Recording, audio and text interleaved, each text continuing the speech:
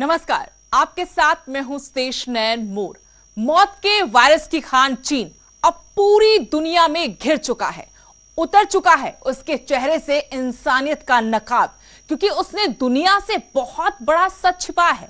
एक ऐसा सच जो सही वक्त पर सामने आ जाता तो लाखों लोगों की जान बचाई जा सकती थी, लेकिन ड्रैगन केवल अपने लोगों को बचाता रहा और पूरी दुनिया को मुसीबत में डालता रहा। लेकिन दुनिया अब ड्रैगन से हिसाब मांग रही है। हिसाब उसके मंसूबों का, हिसाब उसके खूनी इरादों का, हिसाब उसके शहंशाह बनने की हसरतों के पीछे की हेट स्टोरी का। जाहिर है हिसाब मांगने वालों में हिंदुस्तान भी शामिल है। इसलिए ड्रैगन अब बौखला गया है और उसने बॉर्डर पर अपनी घटिया कारस्तानियां शुरू कर दी हैं। साथ ही वो मोहरा बना रहा है हमारे मित्र नेपाल को भी। इसी पर पेश है हमारी खास पेशकश, ड्रैगन का डर्टी गेम। दुनिया चीन से उसके खूनी मंसूबों का हिसाब मांग रही है। दुनिया ड्रैगन से मौत के वायरस का हिसाब मांग रही है, लेकिन ड्रैगन उल्टा दुनिया को धौंस दिखा रहा है। कभी अपनी आर्थिक ताकत की तो कभी अपने हथियारों की। वहीं भारत की सीमा पर उसने शुरू कर दी है वही पुरानी हरकतें, क्योंकि जब भी उसको भारत पर दबाव बनाना होता है उसे सीमा विवाद याद आ जाता है। नॉर्थ ईस्ट हो या फिर लद्दाख, भारत और चीन का तनाव कोई नया नहीं है, क्योंकि चीन के विस्तारवादी मंसूबे और दुनिया पर राज करने की तमन्ना भी कोई नई नहीं है। जब से चीन में साम्यवादी सूरज का उदय हुआ, तभी से चीन का एकमात्र एजेंडा रहा है अपनी सैन्य ताकत के बल पर अपने पड़ोसियों का दमन और अतिक्रमण। उसने तिब्बत में यही किया, ताइवान में यही किया, अब उसकी नजर भारतीय इलाकों पर है। चीन भारतीय सीमा पर फिर टिड्डी दल जमा कर रहा है। इकोनॉमिक टाइम्स की खबर के मुताबिक चीन के इरादे नेक नहीं है। यही वजह है कि इन तमाम हरकतों पर भारत के राष्ट्रीय सुरक्षा सलाहकार अजीत डोभाल कड़ी नजर रखे। चीन का ये डर्टी गेम उस वक्त चल रहा है जब पूरी दुनिया कोरोना महामारी से जूझ रही है। ये कोरोना कोई आसमान से नहीं टपका, ये कोरोना दुनिया को इसी विस्तारवादी चीन की देन है। और अभी तो ये भी स्पष्ट नहीं हो पाया कि ये वायरस आखिर इंसान के अंदर आया कैसे, और कहीं वायरस को दुनिया भर में फैलाने के पीछे चीन का कोई छिपा मंसूबा तो नहीं है। इसलिए वायरस के फैलने की अंतर्राष्ट्रीय जांच की मांग हो रही है, ताकि लाखों मौतों की जिम्मेदारी तय हो। ऐसे वक्त में चीन न सिर्फ जगह जगह टकराव के जरिए इस मुद्दे से ध्यान भटका रहा है, बल्कि भारत के मित्र नेपाल को भी मोहरा बनाकर भड़का रहा है। माना जा रहा है कि लिपुलेख मामले में नेपाल को उकसाने में चीन का ही हाथ है। भारत चीन सीमा पर दोनों देशों के सैनिकों के बीच नोक-झोंक, टकराव आम बात है। सीमा पूरी तरह स्पष्ट नहीं है, इसलिए पेट्रोलिंग के दौरान जब भी दोनों देशों के सैनिकों का आमना सामना होता है तो उनमें कभी हल्की तो कभी तीखी नोक-झोंक हो ही जाती है। लेकिन इस बार का टकराव गंभीर रूप लेता जा रहा है। टकराव के बाद चीन ने अपनी ओर से सैनिकों का जमावड़ा बढ़ा दिया है।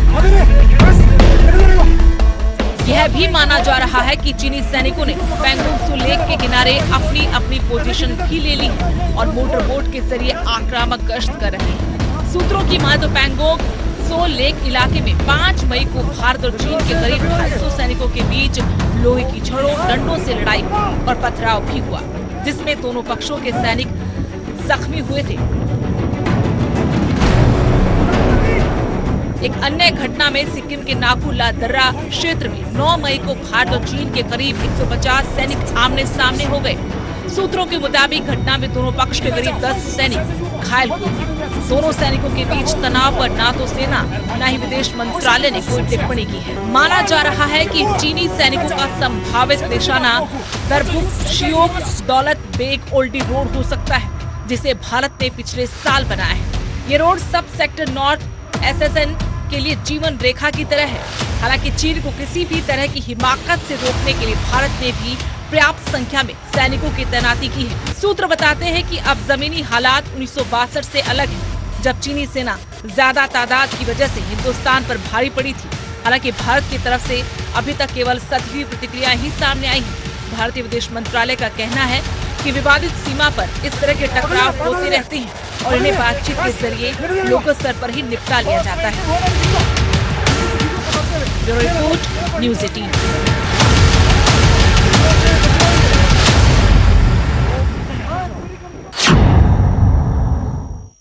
ड्रैगन का डर्टी गेम केवल यहां तक ही सीमित नहीं है। अब तक पाकिस्तान के साथ मिलकर भारत विरोधी एजेंडे को परवान चढ़ाने वाले ड्रैगन ने पिछले कुछ सालों से भारत के पक्के दोस्त नेपाल को भी मोहरा बनाना शुरू कर दिया।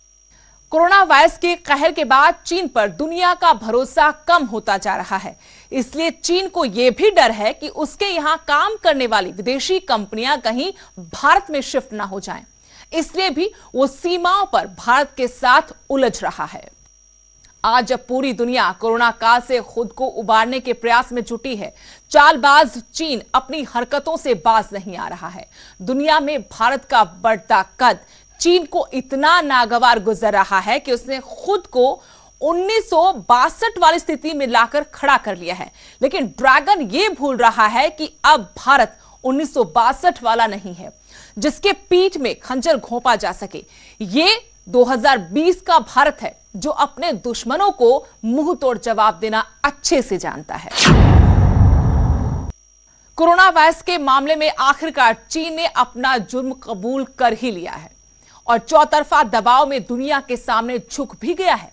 यही वजह है कि शुरू से वायरस की सच्चाई छिपाने वाले ड्रैगन ने अब माना कि चीन में कोरोना के शुरुआती सैंपल नष्ट किए गए थे और अब वो जांच के लिए ही नहीं बल्कि कोरोना से निपटने के लिए भी दुनिया की मदद करेगा।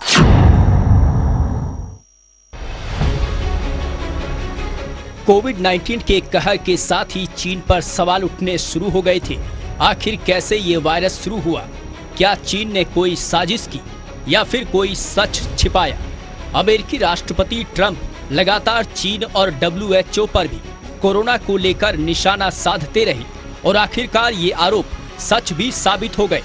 ड्रैगन ने अपना जुर्म कबूल किया। दुनिया को इस बात की खबर मिल चुकी है कि चीन में कोरोना के शुरुआती सैंपल नष्ट किए गए थे और यहीं से शुरू होता है चीन की मंशा पर सवाल उठने का सिलसिला। पूरी इंसानी नस्ल को खतरे में डालने वाले चीन ने आखिर ये कदम क्यों उठाया? आखिर चीन का इरादा क्या था? और अब जब सारी दुनिया में कोरोना को लेकर शारीरिक और आर्थिक हाहाकार है तो चीन कैसे इतना निश्चिंत है? इन्हीं सवालों को लेकर दुनिया की सबसे बड़ी ताकतें चीन को लगातार घेर रही है। खुद पर कसे शिकंजे से परेशान चीन ने अब दुनिया के सामने घुटने टेकने शुरू कर दिए हैं।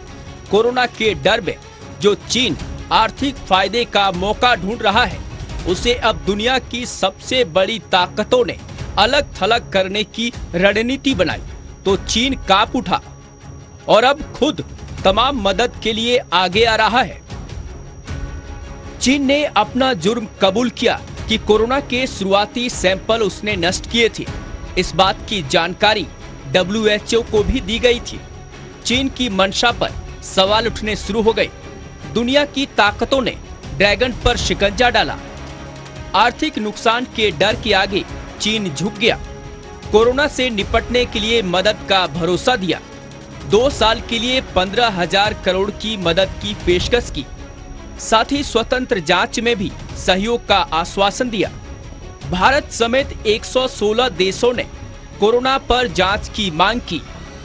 इसके बाद चीन अब भारत के साथ खड़े होने का मौका ढूंढ रहा है। RCEP पर भारत के साथ वार्ता का चीन ने स्वागत किया है। आपको बता दें कि RCEP दक्षिण पूर्वी एशियाई देशों के 10 सदस्यों का व्यापार समझौता है। अपने विरोध में माहौल देखने के बाद चीन अब जांच के लिए पूरी तरह तैयार है और सभी देशों को सहयोग की बात कही है। ये वही चीन है जो पहले दिन से इस बात से इनकार करता रहा कि वो कोविड-19 के फैलने के लिए जिम्मेदार नहीं है। सिर्फ इतना ही नहीं, अगले 2 साल के लिए चीन ने करीब 15,000 करोड़ की मदद का ऐलान भी किया। चीन अब दुनिया के सामने न सिर्फ अपनी छवि सुधारना चाहता है बल्कि अपने देश से तमाम उद्योग को जाने से बचाना भी चाहता है। हालांकि ये काम चीन के लिए इतना ही मुश्किल है जितना बाकी देशों के लिए चीन की बात पर भरोसा करना, क्योंकि जो चीन लगातार खुद को पाकिस्तान का दोस्त और हमदर्द कहता है, मदद के नाम पर उसी को धोखा भी देता रहा है। ये वही चीन है जो एक तरफ भारत की सीमा पर तनाव बढ़ाता है तो दूसरी तरफ व्यापार के लिए बातचीत का स्वागत करता है। बहरहाल चारों तरफ से दबाव झेलने वाले चीन के सूर बेशक ढीले पड़ गए हों, लेकिन आने वाले दिन चीन के लिए शायद बिल्कुल बेहतर नहीं होंगे। Bureau report, news 18।